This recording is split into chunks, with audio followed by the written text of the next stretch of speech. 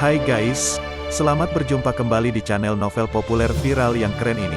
Sebelum mengikuti kelanjutan kisah Dev atau Camping yang semakin seru dan mendebarkan ini, mohon bantuan kalian untuk subscribe, like, komen dan share video-video yang ada di channel ini ya. Perlu diketahui bahwa novel Perintah Kaisar Naga ini adalah termasuk kategori novel ongoing. Jadi waktu update dan jumlah bab setiap hari menyesuaikan dengan update dari autornya.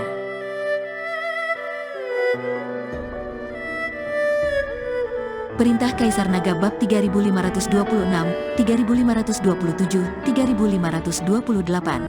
Pria parubaya itu menatap Jindong dengan dingin, lalu mendengus dingin. Nafasnya yang tak terdengar perlahan merayap masuk, membuat Jindong berlutut sambil terengah-engah. Anak bodoh, kamu berani berbicara seperti ini padaku. Jika kau mengeyampingkannya, kamu pasti sudah berubah menjadi genangan darah sekarang. Pria parubaya itu mendengus dingin. Ketika Luo Shouhai melihat ini, ekspresinya langsung berubah menjadi jelek, tubuhnya sedikit gemetar, dan auranya juga naik, langsung mengikuti pria parubaya itu untuk bersaing dengannya. Ini lembah roh darah, bukan tempat bagimu untuk menjadi liar. Jika kamu ingin menemukan seseorang, bicaralah padaku. Jika kamu ingin mengambil tindakan, aku bisa melayanimu. Luo Shouhai berkata dengan wajah dingin dan mata penuh niat membunuh. Pria parubaya itu melihat tatapan membunuh Luo Shouhai, tapi dia tidak takut sama sekali, malah dia mengangkat bibirnya sedikit. Sebenarnya tidak ada harimau di pegunungan, dan monyet adalah rajanya. Setelah mengatakan itu, aura di tubuh pria parubaya itu tiba-tiba melonjak, dan Luo Shouhai terbang mundur. Beraninya kamu. Melihat ini, hantu tua gunung iblis di samping menamparkan pria parubaya itu dengan telapak tangannya. Dia merasa orang ini terlalu gila dan dia harus diberi pelajaran. Melihat hantu tua gunung iblis menamparnya dengan telapak tangannya, pria parubaya itu dengan santai meninjunya. Kilatan cahaya putih melintas, dan aura besar itu seperti bola meriam, yang bertabrakan dengan keras dengan telapak tangan hantu tua gunung iblis.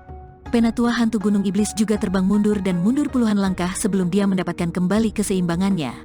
Itu benar, saya baru saja melewati alam kesengsaraan tingkat ketujuh, dan saya bertemu dengan awan kesengsaraan iblis, dan saya berhasil melewatinya. Pria parubaya itu memandang ke arah hantu tua gunung iblis dengan sedikit apresiasi dan berkata. Wajah hantu tua gunung iblis penuh dengan keterkejutan, dan dia membuka mulutnya dan berkata, siapa kamu? Mengapa kamu tahu tinju cahaya suci? Di mata hantu tua gunung iblis dan yang lainnya, orang seperti ini penuh dengan aura ras binatang. Dia jelas adalah ras binatang. Bagaimana dia bisa mengetahui tinju cahaya suci dari silsilah iblis angin? Ini tidak mungkin. Harus diketahui bahwa hantu tua gunung iblis sendiri tidak mengetahui tinju cahaya suci. Tinju cahaya suci adalah keahlian unik iblis angin.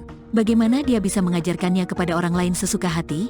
Satu-satunya tinju cahaya suci yang pernah dilihat oleh penatua hantu gunung iblis digunakan oleh Dev. Mungkinkah suku binatang ini juga diajari oleh iblis angin sendiri? Kamu tidak perlu khawatir kenapa aku tahu tinju cahaya suci. Kamu hanya perlu memanggil Dev. Pria parubaya itu berkata dengan tenang. Tuan Chen memang tidak ada di sini. Jika Anda ada urusan mendesak dengannya, Anda bisa menunggu di lembah roh darah sebentar. Dia akan segera kembali. Hantu tua gunung iblis tua melangkah maju dan sikapnya menjadi lebih hormat. Jangan bicara tentang bagaimana pria parubaya ini mempelajari tinju cahaya suci. Karena dia mengetahui tinju cahaya suci, itu membuktikan bahwa dia terhubung dengan garis keturunan iblis angin mereka. Karena ada hubungannya, penatua hantu gunung iblis harus bersikap sopan dan hormat. Penatua hantu gunung iblis tahu betul status orang yang dapat menguasai tinju cahaya suci dalam silsilah iblis angin mereka. Melihat sikap hantu gunung iblis tua menjadi penuh hormat, dan bahwa Dev memang tidak berada di lembah roh darah, pria parubaya itu mengangguk dan berkata, oke, saya akan menunggu dia kembali di lembah roh darah untuk saat ini. Setelah mengatakan itu, pria parubaya itu berjalan langsung ke lembah roh darah. Ketika pria parubaya itu melewati Jindong, Jindong menatapnya dengan hati-hati, lalu matanya melebar dan dia berkata, oh, aku ingat, aku tahu siapa kamu. Ketika Jindong mengatakan ini, iblis hantu tua gunung iblis dan Luo Shouhai semua melihat ke arah Jindong. Dia adalah orang besar yang menjalankan kios di Sekte Xuanyin. Tuan Chen juga membeli sesuatu darinya, yang sepertinya adalah jam yang diukir dari batu giok. Jindong berkata tiba-tiba. Ketika hantu tua gunung iblis dan Luo Shouhai mendengar ini, mereka terdiam. Pengetahuan macam apa yang dimilikinya? Mereka hanya tahu bahwa mereka telah mendirikan kios pinggir jalan, tapi terus kenapa? Mereka kuat, dan jika mereka benar-benar ingin memasuki lembah roh darah, tidak ada yang bisa menghentikan mereka. Anda kesini untuk mencari Tuan Chen, apakah Anda menyesalinya dan ingin mengambil kembali barang-barang itu? Jindong bertanya pada pria parubaya itu. Tapi pria parubaya itu mengangkat bibirnya dan berjalan langsung ke lembah roh darah tanpa berkata apa-apa. Sementara itu, di tempat lain dalam perjalanan kembali ke lembah roh darah, Helena memeluk binatang telekinesis kecil itu dan tidak bisa melepaskannya. Binatang telekinesis kecil ini sangat lucu. Mungkin karena mereka berdua adalah anggota klan binatang badak kecil itu juga sangat menyukai Helena dan terus bertingkah genit di pelukannya. Lembah roh darah ada di depan. Jika aku tahu perjalanan akan begitu jauh, aku akan gunakan kapal terbang Ji-Yun. Aku sangat lelah karena bepergian. Dev terdiam beberapa saat, kali ini bolak-balik menghabiskan banyak energi spiritual. Tapi saat Dev selesai berbicara, binatang telekinesis kecil, yang awalnya sangat jinak, tiba-tiba berteriak di pelukan Helena dan kemudian melompat ke tanah. Ada sedikit kemarahan dan kepanikan di mata telekinesis kecil itu, dan ia terus mengibaskan ekornya ke satu arah. Melihat tingkah aneh binatang telekinesis kecil itu, Dev dan yang lainnya segera berhenti. Ada apa dengan badak ini? Baikian bertanya. Entahlah, tiba-tiba jadi seperti ini. Helena juga bingung, tidak tahu apa yang sedang terjadi. Binatang badak itu memamerkan giginya dan membuat gerakan menyerang. Setelah melihat ini, Dev mengirimkan kesadarannya dan dengan cepat menangkap seseorang yang datang ke arah mereka. Setelah Dev menarik kesadaran spiritualnya, dia segera menangkap aura pihak lain. Tuan, seseorang menggunakan kesadaran spiritual untuk mendeteksi. Pria berbaju hitam memandang Song Tianhai di sampingnya dan berkata, "Aku sudah tahu, tapi ranah lawan tidak kuat, jadi jangan takut." Song Tianhai terlihat acuh tak acuh. Kesadaran spiritual pihak lain tidak kuat, jadi dia tidak takut sama sekali dan berjalan lurus ke depan. Pada saat ini, Dev sedikit mengernyit, seseorang datang, itu pasti seseorang dari istana tanpa jiwa. Apa yang harus kita lakukan? Helena buru-buru mengambil binatang telekinesis kecil itu, takut orang-orang dari istana tanpa jiwa akan merebutnya. Ayo pergi, ayo cepat. Selama kita kembali ke lembah roh darah, kita akan baik-baik saja. Dev tahu bahwa sekarang bukan waktunya untuk menghadapi orang-orang dari istana tanpa jiwa. Jika terjadi perkelahian, mungkin akan menunda waktu.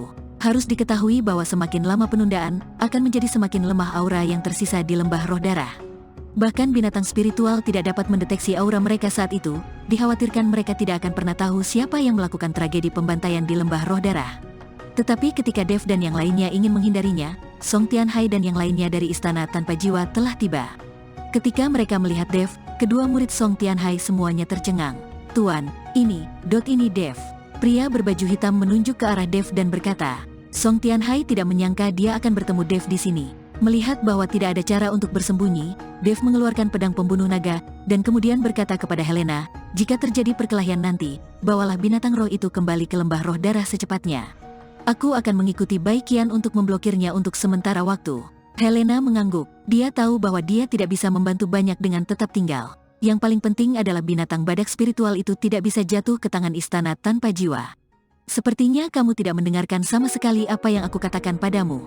Kamu masih bekerja untuk aliansi penyegel iblis dan di sini untuk memburuku." Mata Dev dipenuhi dengan niat membunuh, dan tubuhnya langsung ditutupi dengan tubuh emas yang tidak bisa dihancurkan. Baikian juga mengambil posisi menyerang, dan aura alam kesengsaraan tingkat ke-7 di tubuhnya meledak tanpa disembunyikan. Dev dan Baikian tahu bahwa mereka harus bekerja keras. Hanya dengan cara inilah Helena bisa mendapat kesempatan untuk melarikan diri bersama binatang badak. Kakak beradik itu merasakan niat membunuh dalam diri Dev, dan untuk sesaat mereka tidak tahu harus berkata apa. Bagaimanapun, Dev baru saja melepaskan mereka berdua. Kakak beradik itu memandang Song Tianhai pada saat yang sama. Sekarang mereka hanya bisa menunggu Song Tianhai memberi perintah. Faktanya, di dalam hati mereka, baik saudara laki-laki maupun perempuan tidak ingin bekerja keras untuk aliansi penyegel iblis. Song Tianhai mengerutkan kening, dan dia tidak tahu harus berbuat apa untuk sesaat. Jika dia tidak bekerja keras untuk aliansi penyegel iblis, dia harus tahu bahwa ruang hidup para iblis sangat terbatas sekarang, dan aliansi penyegel iblis memiliki cabang di seluruh surga dan dunia manusia, dan mereka mungkin tidak memiliki tempat di istana tanpa jiwa sama sekali.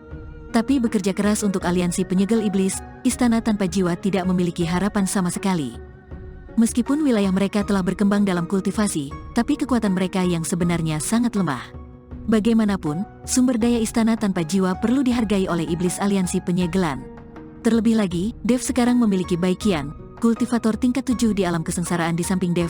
Song Tianhai tidak yakin dia bisa membunuh Dev.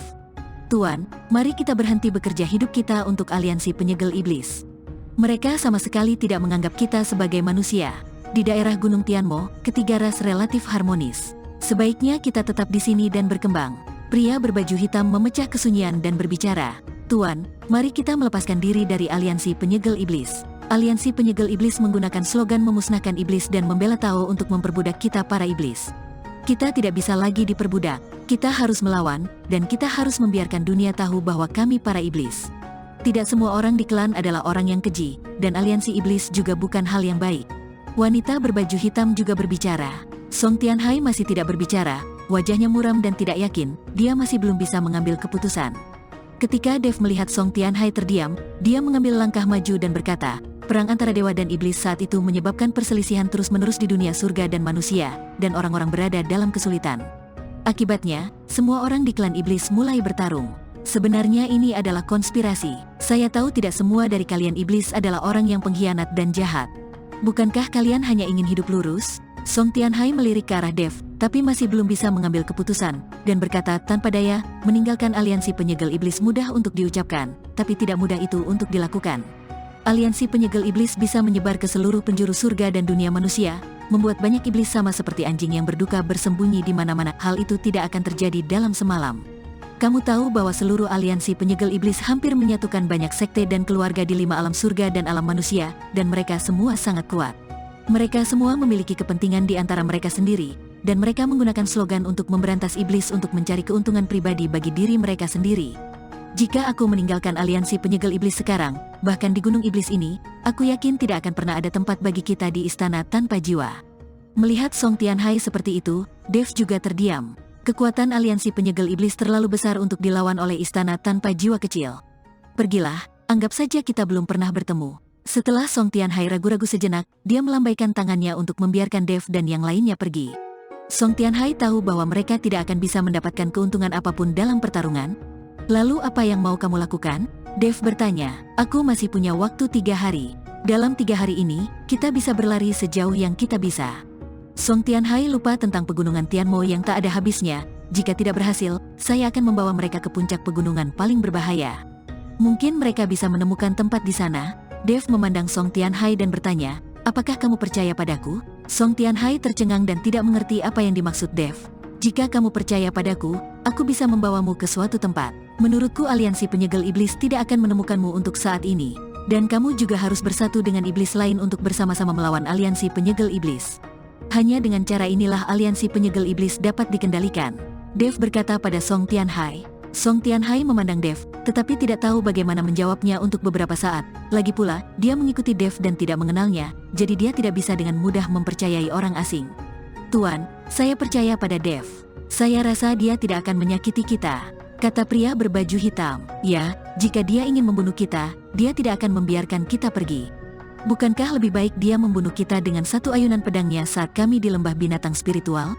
Sebaiknya kita pergi bersamanya dan melihat-lihat. Mungkin ada tempat yang bagus di sana. Wanita berbaju hitam juga berbicara. Mereka selalu berterima kasih kepada Dev karena tidak membunuhnya. Song Tianhai melihat kedua muridnya semua mengatakan ini, dan akhirnya mengangguk setuju. Dev membawa orang-orang dari istana tanpa jiwa dan bergegas ke lembah roh darah. Bersambung. Perintah Kaisar